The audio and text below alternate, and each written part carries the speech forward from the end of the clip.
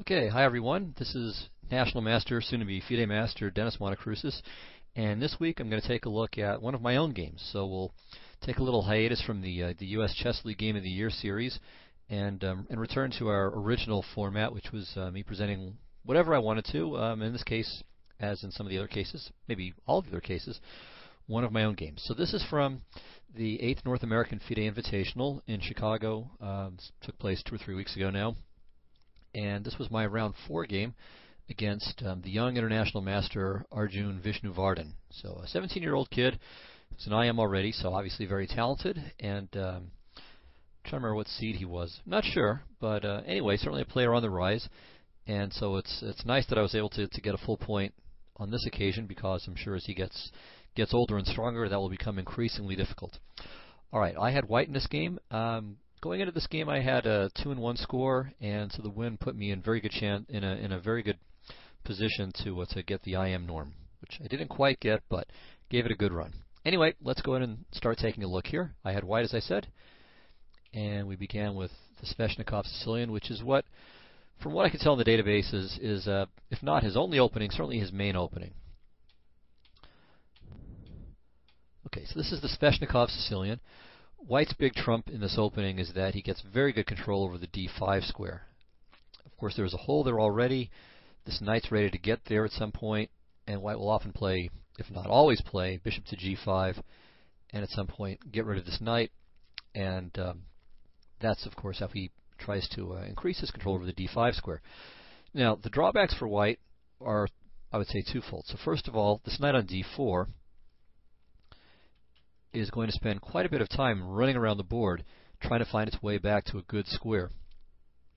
And so it goes from f3 to d4 to b5 to a3, and then after white brings the pawn to c3, goes to c2, and then off into e3.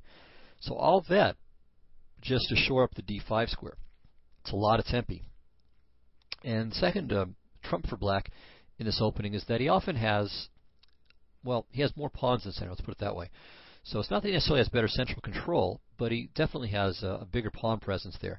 So he'll have the pawn on e5, he'll have a pawn on d6, but he'll also end up with a pawn on f5 almost invariably. Now sometimes black will push it there unsupported by the g6 pawn, and on other occasions, as you would guess from my previous comment, it is supported by the g6 pawn, or by a pawn on g6.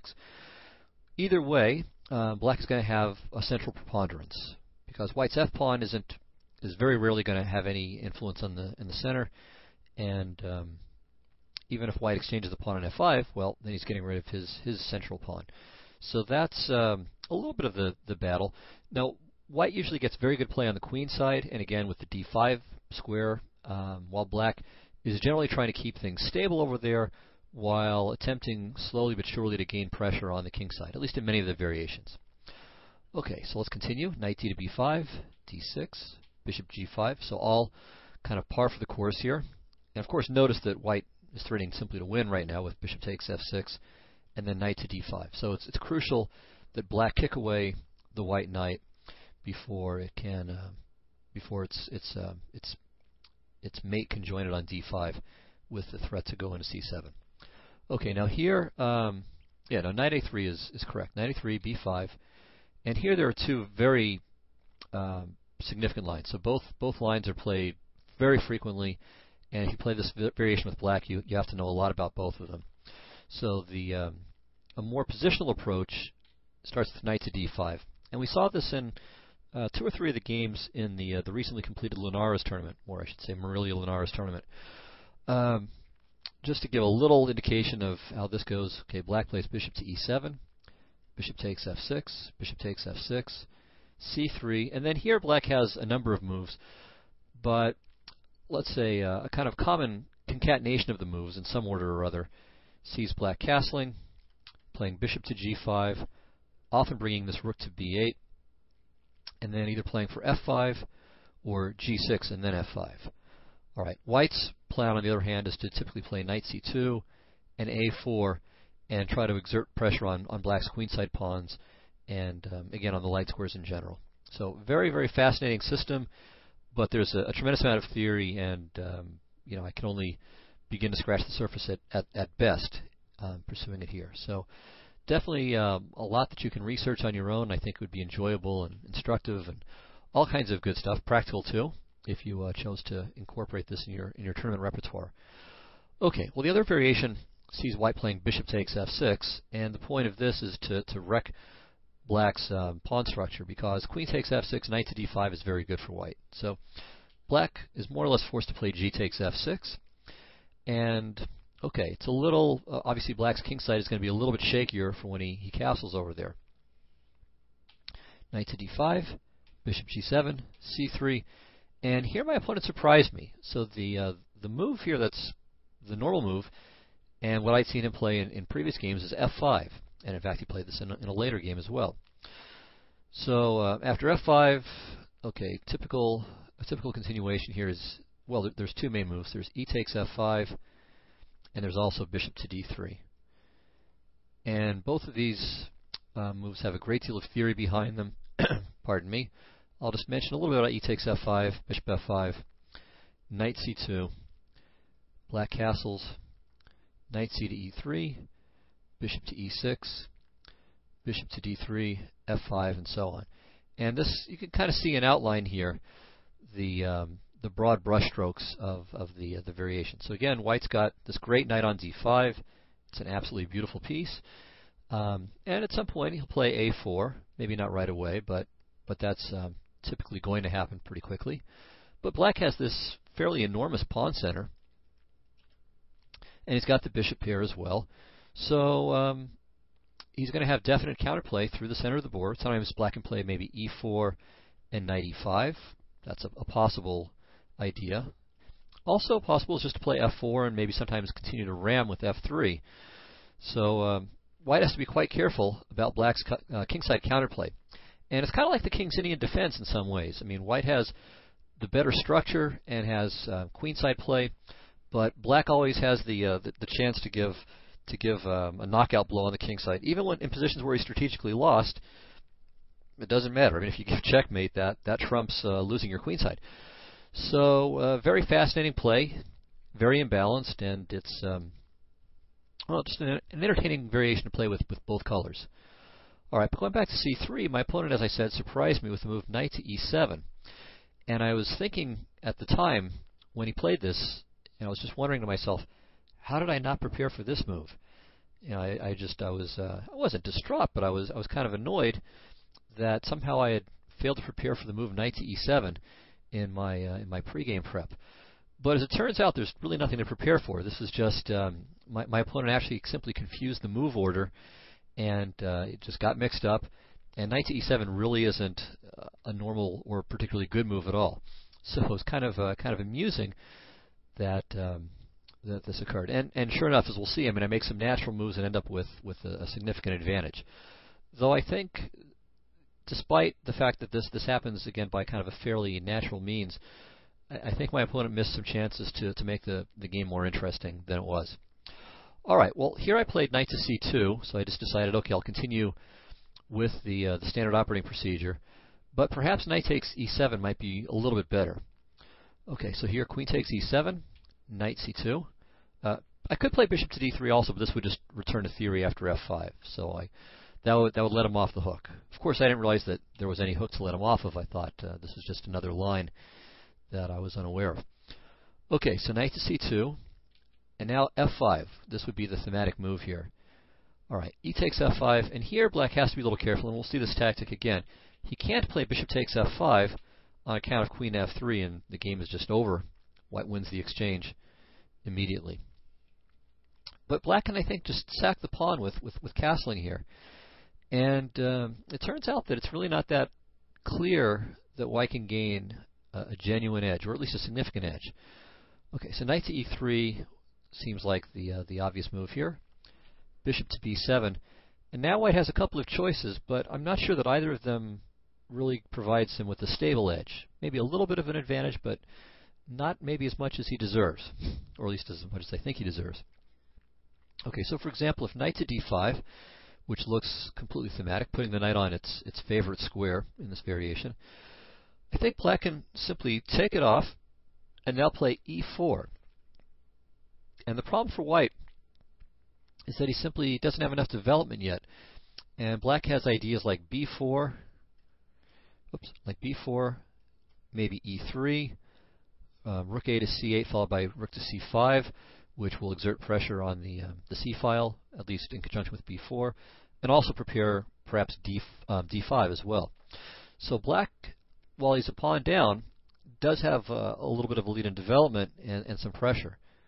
So I mean, white can continue with rook to d1, rook f to d8, and again, nothing's really changed. That rook c8 c5 plan is still on tap, as well as again the b4 and e3 pawn pushes. So maybe white has a small advantage there, but nothing too dramatic. If we try bishop to e2, a more patient approach, so we'll castle and we'll wait before we play knight to d5. I think this is reasonable, but black can force the issue now with the pawn sacrifice d5 himself. So knight takes d5, queen c5, knight e3, rook a to d8. And here, black is, again, rather active. So you can follow up with bishop to h6, putting pressure on that knight. Maybe bishop to e4, which would prepare to take white's extra f-pawn off the board. And once that pawn's gone, then black can maybe consider f5, f4. So this is, again, kind of a little bit unclear. White has two extra pawns, but black has very nice bishops, and again, a little bit of a lead in development, a little bit of little extra space, some initiative. So white's probably objectively better, but it's at least still a pretty interesting position here. Okay, so knight takes e7 may have been a slight improvement, but all right, it's not, doesn't give a clear advantage or anything. I played knight to c2 here, and I thought a while about this because I was thinking maybe he can play knight takes d5 here, but I think white's okay. So queen takes d5. And now a couple of choices. So if rook to b8 to prepare bishop to b7, let's say, that's probably not so great, because rook to b1, rook to b6, and now black is preparing bishop to b7 or bishop to e6. So we should probably simply retreat and clear d5 for the knight. So go e3 or via b4 into d5. Okay, castles, bishop e2, bishop e6, knight b4, queen d7. And black gets in f5, but still I think this position is quite a bit better for white. So here black's bishops don't really function as well. There's no clear source of counterplay for black, so I think this position actually does favor white pretty substantially. Okay, so going back to the position after queen takes d5, if instead of rook to b8 black plays bishop to e6, well then white has queen to c6 check.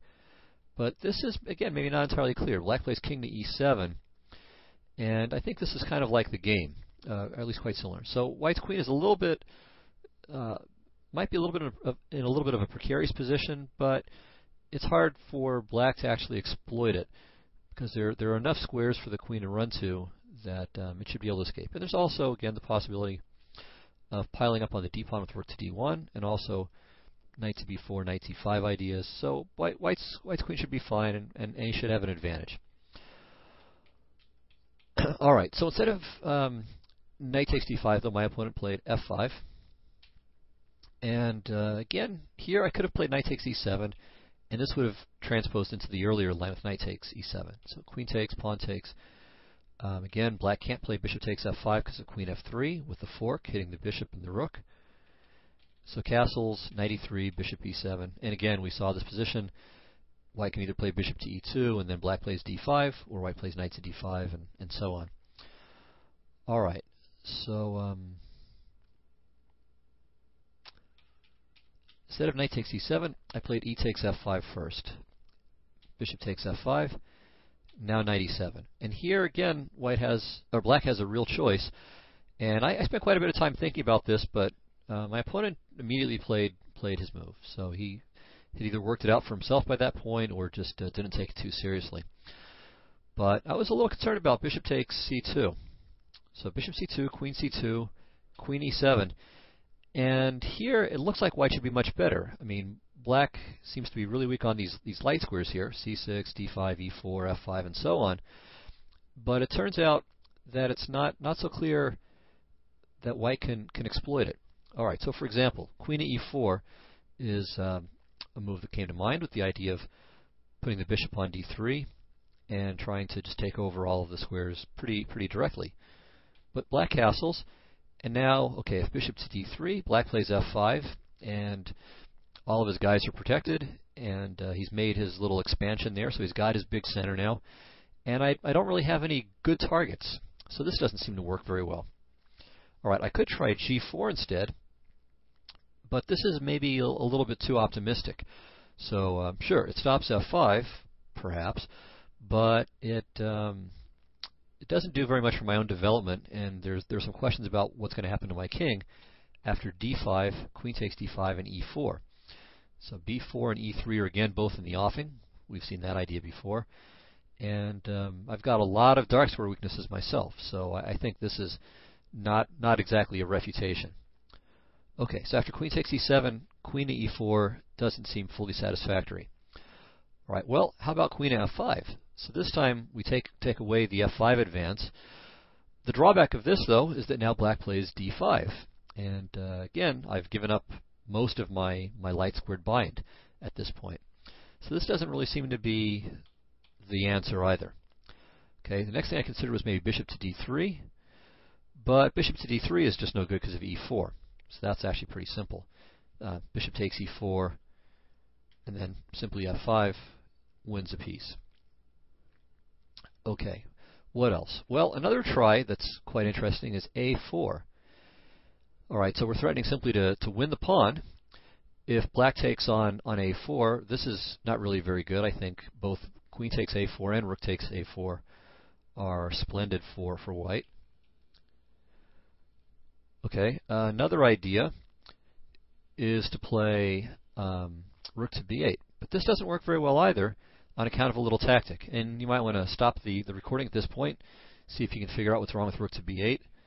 Unfortunately, I've kind of telegraphed it at this point, but still, it's worth a couple of moments to try to find it for yourselves. Okay, the answer is this: a takes b5, a takes b5, bishop takes b5 check. So this wins a pawn, and it's a safe and clean pawn as well.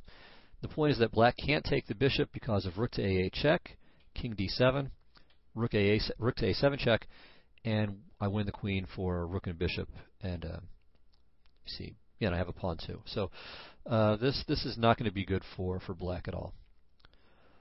All right. Unfortunately, while a4 is very logical and thematic and all other things wonderful, black has a very nice reply. You should simply castle. And here, going for the pawn isn't possible, because if I play a takes b5 here, a takes b5, my rook is loose, and after rook a8, I can't take on b5 because of rook to a1 check. So ironically, this time it's white who gets massacred on the a file with the skewer.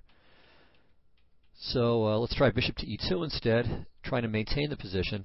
But again, if black plays actively, I think he's in excellent shape. So here, black should again ignore the threat and simply play d5. And after a, b, and castles, b4. And now he isn't losing anything. Now, I think white maybe does have a slight advantage here, though. So rook takes a8, rook a8, and c4. So we can again kind of force these pawns to advance and try to blockade. So queen to c5, rook to d1, d4, bishop f3. And white's a little bit better here, especially because the idea of bishop to d5 is a strong one. Now, I can't do it right away. So if rook to c8, we can't play bishop to d5 here because of queen takes bishop. But all white has to do is just kind of sit on the position, play b3, move the queen someplace, let's say to d3 or maybe to e2, and then bishop to d5. And white should have very good long-term prospects. They're opposite-colored bishops, it's true, but in this position that probably favors white, because black's bishop is simply without any real useful tasks to perform, while white has tremendous control over the light squares and can use them. So the bishop goes to d5, my queen will go to f5 at some point. We can hit this. I might even be able to swing my bishop back to e4 to hit h7. My rook might lift up from at d1 to d3 to f3 or other parts on the king side. So I think white has genuine chances for a very nice edge here. Okay, so I think this would have been one useful way for me to proceed. So with a4. I think the move that I had in mind in the game was maybe bishop to e2, which looks kind of lame at first. It looks as if we're just giving up the fight for the light squares altogether. But it's in fact not really the case. So even though black can put his pawn on d5 here, after we both castle and put rooks on the d file, I think after queen to b3, white still has some chances for an edge here, or I think even does have an edge. Both because of the pressure on the d5 pawn, and also because the traditional resource of a4 is also lurking in the background here. So I think white still has chances for an edge in this position as well. So it's not a big edge, but it's a little something. It's something I can use. Okay, so this is all with bishop takes c2, but instead my opponent played king takes e7. Now here, again, I made a slight inaccuracy, I think. Knight to b4 would have been the better move, with the threat not just to put the knight on d5, but also to play knight c6, of course. So this, I think, would have been a little bit more accurate than my move, but it may come to the same thing in many cases. All right, so I played knight to e3, he played bishop to e6, knight to d5 check. Now here exchanging won't really do black very much good. In this case, I will have nice and good long-term control over the light squares. Of course, it helps that his king is placed where it is. This is certainly to my favor. Now, I'm not likely to give mate, but the real problem for black after king to f8, which is what he played, is that his rooks are disconnected. So in effect, he's not able to achieve harmony in his position. All of his pieces are a little bit are a bit uncoordinated. They don't function well together. So the bishop on e6, that's fine. It's doing its job. It's eyeing the d5 square, and he always has the option of swapping off my knight.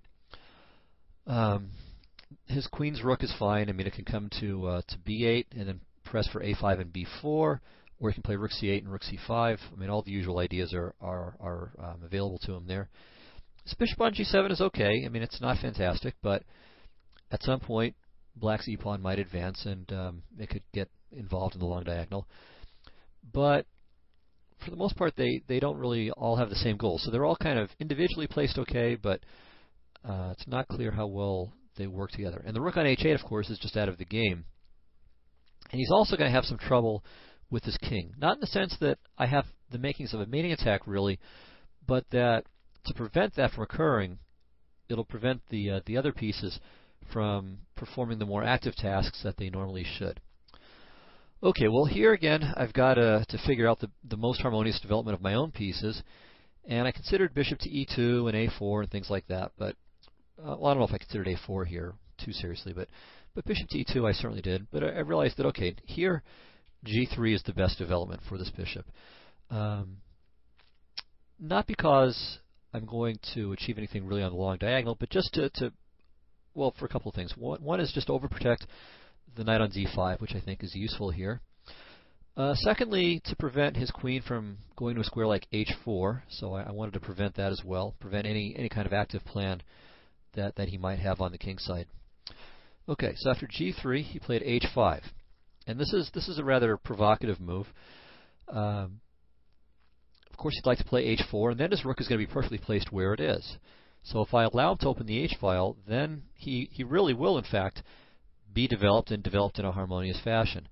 So in part for that reason, I played h4. So by doing this, I'm preventing him from playing h4 and, again, getting active on the king side. The second virtue of this move is that I'm fixing his pawn on h5. So this is going to be a permanent weakness here. And while I don't know that I want to devote too much energy to winning it right away, again, it's always there for me. So I can come back to it, and it'll be a weakness both in the middle game and in the end game to boot. So I'm very happy to achieve that. Now, the only way that he can really bother my structure here is if he can achieve f5 and f4. but this might be a little bit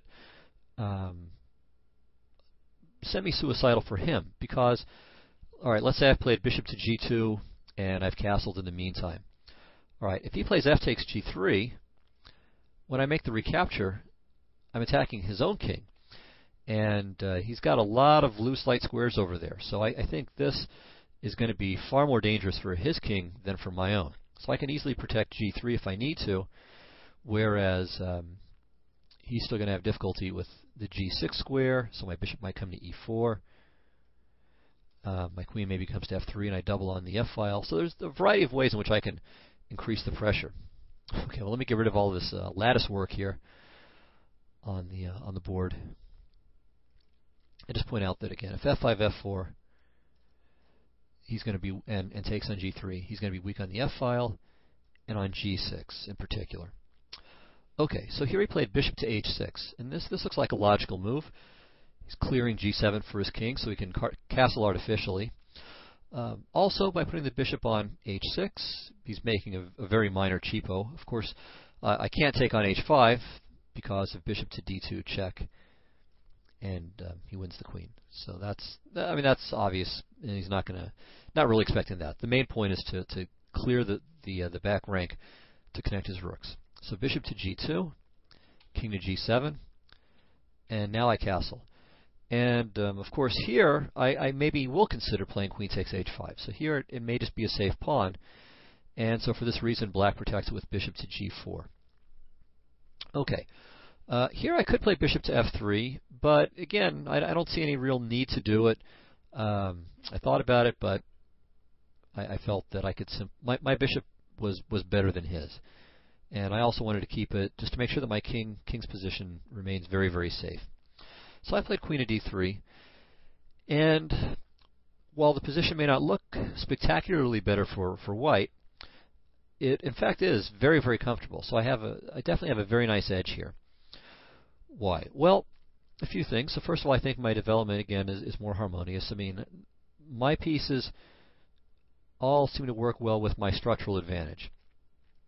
So what I mean by that is this. White's advantages typically in this opening involve, again, the d5 square and the light squares in general and queenside play. And so all of my pieces are functioning perfectly to that aim. All right, black's pieces, on the other hand, really don't. And in fact, a couple of his pieces are kind of strangely placed. So this bishop on h6, I mean, every square forward is covered by one of my pieces. So it's not threatening anything, it's not really preventing anything, and that bishop is in fact kind of locked in place. His bishop on g4, again, it looks kind of nice where it is, but I can simply avoid it. Now the one good thing it does do is it keeps my rooks off of the d file, at least for the moment. So that's the one positive thing the bishop on g4 achieves, but it is a nice prophylactic duty that it's performing, but it's not really enough by itself. And again, I can do things to get rid of this bishop if I want to. Okay, so now he plays rook to b8. And this is thematic, and the point is, again, it's a prophylactic idea because white wants to play a4 next. So I want to play this and create a passed pawn on the queen side and also try to take advantage of his kind of weak pawns over there for myself.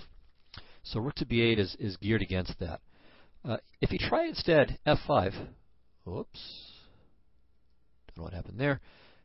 If he tries instead f5, which is kind of a natural thematic move, he loses the bishop. Okay, I don't know why this is popping up here. So my keyboard is malfunctioning at the moment. So f3, and the bishop is just trapped. And if he tries e4, queen to d4 check wins the bishop. So I've got that little trick. The keyboard's still not working. Okay, so hopefully we can dispense with that. All right, so rook to b8 is what he played. So he gets off the diagonal, he prevents a4 for the moment, and it's a good, useful move. One other idea behind it too is that he has the opportunity to play queen to d7 without worrying about this fork. So there's no more knight to b6 business to worry about. All right, so rook to b8, and here I played b4. Again, this is kind of standard, and I prepared to play that before he played rook to b8, and he had prepared his next move before that, and conversely once again. So b4, now I'm preparing to play a4, and so he plays a5.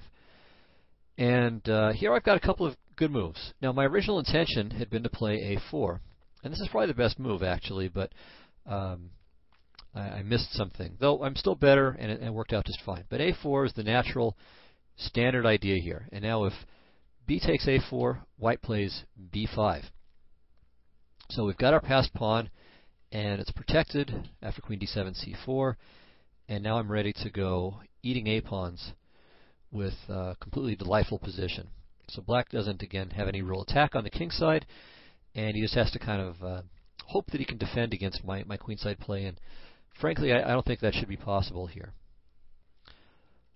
Okay, another possibility is to play a takes b4, and in this position, the best move for white is knight takes b4, which gains a tempo on account of the threat of knight to c6.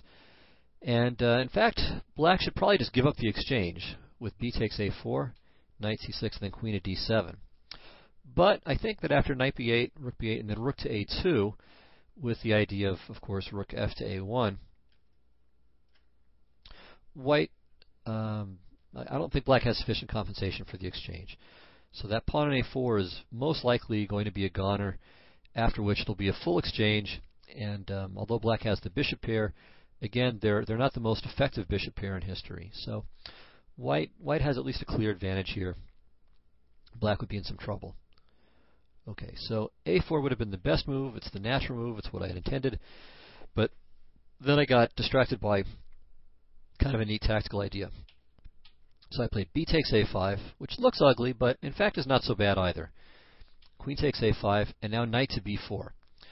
So I'm threatening knight to c6, and I'm threatening queen takes d6, and he can't protect the pawn with rook to d8, because again, knight to c6 still forks it, so that's no good. And if he tries queen to c7, well, then I have knight to a6, so that doesn't work. And if he tries queen to b6, then what was my plan here? You know, I'm not sure. What was my big idea in this position? I mean, I could play a4, takes, then I'm threatening rook to a6. So perhaps that's it. Oops. But I'm not really remembering, so at this point I'm just trying to figure out again what I should do. But this looks pretty good, so with the idea of rook to a6. So this is certainly comfortable for white, but I'm trying to think if I had something better here. Oh, right, of course. Yeah, knight to c6. And so I'm shielding the queen's defense of the pawn on d6, and after the rook moves, then I play queen takes d6. Right, so of course that's the idea, and not that. Okay, so queen to b6, and he's in trouble. But I think he had a very good move here, but this was not something that's easy to find. So he could have played rook b to c8, and on queen takes d6, then I think maybe queen to c7. And it's a very intricate line, but it looks like black is okay. So this temporary pawn sack proves quite good. So we swap, knight to d5, rook to c5, and all of a sudden black's pieces become very alive, and my decision to allow the fragmentation of my pawn structure will perhaps backfire here. Rook f to e1, rook f e8, f4, f6, takes and takes, and now a4. But again, if black plays actively, it looks like he can just save the game here. So e4, it's a very strong move. Rook takes e4, with the idea that, well, okay, I'm threatening his rook, so there's no problem. So he trades, and then plays rook to c4, and just remarkably, all of his pieces coordinate perfectly here. Now, white can play to give up the piece temporarily with a takes b5, and this is probably best. But after rook e4, b6, rook e8, it seems that black just holds on. So here's an example. And then a funny little tactical trick here. So king to g2 to prevent bishop to f3, but as we'll see, it allows bishop to f3 anyway. So here, this check, takes, and this is an easy theoretical draw. It's not even challenging. I mean, black just wins one of the pawns back, I think, right away, because if I play rook to c7, he has rook to h3. So this is, too much to have seen open to see over the board, but nevertheless, it does show that black had resources here that he wouldn't have had after a4 instead of b takes a5. So probably the best move here is just to play rook f to b1, And I might have played this in any case, again threatening knight to c6 and queen takes d6. And white's better, but probably not as much better as I could have been. Okay, in the game he played rook to b6, and now I made a nice move. Kind of a funny looking move, but it's nice nevertheless. So rook f to b1. And I'm just kind of sitting on the position. The point is, okay, I can't win the pawn here with knight to c6 because of queen to a3. So the queen defends the pawn from ahead. So kind of an unusual way to defend it, but it works. So with rook f to b1, there are a few ideas. So one is that I'm threatening knight to c6 when queen to a3 will allow both maybe rook takes b5, but also rook to b4, blocking off that defensive line. All right, so he played rook to c8 here, preventing knight to c6. I played knight to d5 again. He brought his rook back to b8. And now a very good move here for white, rook to b4. So this is a very nice move, and it's a multi-purpose move as well. So here are all the things it does. So first of all, it blockades his b5 pawn, so it fixes it in place. Secondly, it protects the c3 pawn indirectly, so I don't have to worry about... I can move my knight without worrying about the c pawn hanging. A third point is that I can double rooks on the b file. A fourth point is that I can, whoops, not that far, but I can play a4 and, again, grab a lot of space on the queen side, and that'll be useful for me. And then still another point is that there are variations where I can play rook takes g4 check, h takes g4, and then queen f5. In fact, let's just go ahead and enter that as a line here. So rook takes g4, hg, queen f5, and here I'm threatening to play queen f6 check, and the only way to keep the bishop protected is with king to h7, but then bishop to e4 just wins right away. So black might play queen to d8 here, but after bishop to e4, white has a clear advantage. Black can play king f8 and avoid an immediate catastrophe, but white's pieces are all perfectly placed. He's down the exchange, it's true, but black has absolutely no counterplay. His king is in trouble. He's got some bad pawns, so I mean I could take on g4 if I wanted to, just for starters. Maybe I can also play knight to f6 here, with the idea of knight to d7. Another idea might be queen to h7, followed by h5, h6. So white's got a tremendous position right here.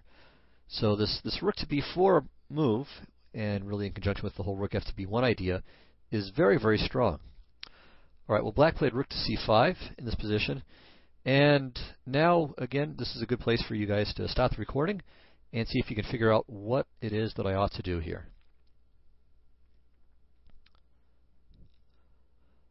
Okay, so I hope everyone found the move for white. It's a very strong one. Knight to f6. You know, the funny thing is, if you didn't find it, I bet you would have found it if black had a pawn on f6. It's kind of remarkable. I think we're more attuned to finding sacrifices of that sort when we're taking something. When it's just moving to an empty square, it's a little less easy to see. But this is a very strong move, and it's got a number of points. Of course, the tactical justification is that if king takes f6, I have queen takes d6, skewering, well, not skewering, but forking the rooks, as well as hitting the king. But other points include the threat of queen to h7 check, and also simply to take on g4 twice. So this, and of course I'm threatening to take on d6, whether he takes my knight or not. So this move threatens an awful lot of stuff, and I think black's best is probably what he played, which is bishop to e6. But now I get a free pawn, as well as a very nice position, and I get to repeat too. So I could have brought the knight back to f6. There's something I missed. So I saw knight f6, king g7, I saw queen takes d6, queen c7. But what I missed here is that I can play queen takes c7, rook takes c7. I mean, I saw that, but I thought, all right, my knight's got to move, my c3 pawn is weak, and his king's not in any trouble anymore, so maybe he's going to kind of get out of this a little bit. I mean, I realized I'm better here no matter what, but I thought I was maybe letting him off the hook a bit. But I missed that I have rook takes b5 here. So that's a nice little tactic, with the point that if rook takes b5, knight to e8 check, and I pick up the rook on c7. So that would have been a little bit better than what I did. But what I did was fine too. Also, I can play queen takes d6, but this I didn't like as much. He just plays rook b to c8, and again, his pieces are coming out of the box a little bit. I mean, I'm still much better. I'm still objectively winning, but I wanted to keep a position where I have complete control. So I don't want to give him any counterplay at all if I don't have to. All right, so I played a4, and here he played rook to b6. And I think initially I was considering, I mean, before playing a4, I mean, my ideas were to play maybe rook a to b1 or knight to f6 next and bring my knight back into the game. But after this, I noticed that his queen looks really kind of strange over here on a5. I mean, it's almost, it's basically trapped on the a file now. So the move I made here is one that I like quite a lot, aesthetically as well as it's being a strong move. So I played queen to b1 with the threat to just give checkmate to the queen with a takes b5. And additionally, of course, I'm piling up on this b pawn anyway, and on the b file in general. So I really enjoyed playing the move queen to b1. And I also like how, I'm able to kind of go back and forth here. So I get some play on the queen side, then I go back to the king side, then I go to the queen side again. And there's always, of course, the possibility of the knight returning to f6. So black is just getting it from all sides here. Now he played rook takes c3, and the last move of the game here was rook takes b5, and he ran out of time. We were playing with 30-second increments, but it's a desperate position for black. And he also has a few things that he can choose between, too. So he can play rook takes b5, he can play queen takes b5, and he can play rook to c1. None of these moves are ultimately going to help him, but they all need to be considered. So in this hopeless position, he lost on time. Briefly, to show you why it's hopeless, let's take a look at some moves. So rook b5 is probably the best move, and well, at worst, it transposes to the other lines. So rook b5, a takes b5. And now black has some options here. Okay, if he plays queen takes a1, just swapping off the queens here, I play b6, and this wins a piece. He has to play bishop to c8, and then I just play b7, and then I'm a piece and a pawn. No, sorry, just a piece ahead, with of course a winning position. So that's no good. He could try. Oh, sorry, we did that. He could try queen to c7, but. So the idea is to play rook to c1 check, but it just doesn't matter. b6, and if he plays rook to c1, again I just take on c1 with no problem. And if he plays queen to c5 here, simply b7. And he can play rook c1, he gets my queen for a rook, and I get a new queen for nothing. Well, for the pawn. So that's decisive. Alright, and finally if he plays queen to b6 here, I simply play rook to a6. And again, black has some options, but none of them are very good. If he plays queen to c5, the simplest way to proceed would be simply rook to c6. And again, we just transpose to that original variation, where I play b6 and b7. If I wanted to be fancy, I suppose I could play rook to a8 check, and after bishop to c8, to play queen to f5. And the threats of queen to f6 check, also bishop to e4, and maybe even b6 as a third threat, as if I needed more. Is just completely crushing. Okay, so queen to c5 is no good. And if he plays queen to d8, I follow up with rook to a8, bishop to c8, and now b6. So again, perfectly happy to give him the queen, but b7 wins the game. So this is the kind of variation that black had to look forward to, and so losing on time wasn't really costly in the sense that it didn't give him any opportunities, or he didn't miss out on any opportunities that he would have had otherwise. So this was a nice, successful game, pretty clean game, certainly a strategically clean game, and it shows that, okay, I mean, obviously I benefited from his opening inaccuracy with knight to e7, but I think even so, the game is useful, even if your opponents don't make such a move, because this kind of light square domination is a very typical theme for white in the Sveshnikov Sicilian. Of course, black can play better, so it's not that you're just going to win games like this automatically, but it's important to see what kinds of games white can win when white does win in this opening. So I hope you enjoyed it and found it instructive, and next week I'll again have another one of my own games, I think, and then I think the week after that we'll be back with kind of a big wrap-up show for the weeks 12 through 10 of the USCL Game of the Year. So I hope you'll tune that into. I mean, that should be a very interesting show as well. But I hope you enjoyed this too. So thanks a lot. Also, let me invite everyone to check out my blog, chessmind.powerblogs.com. So take a look at that if you want. And anyway, I'll see you next week. Thanks a lot. Bye-bye.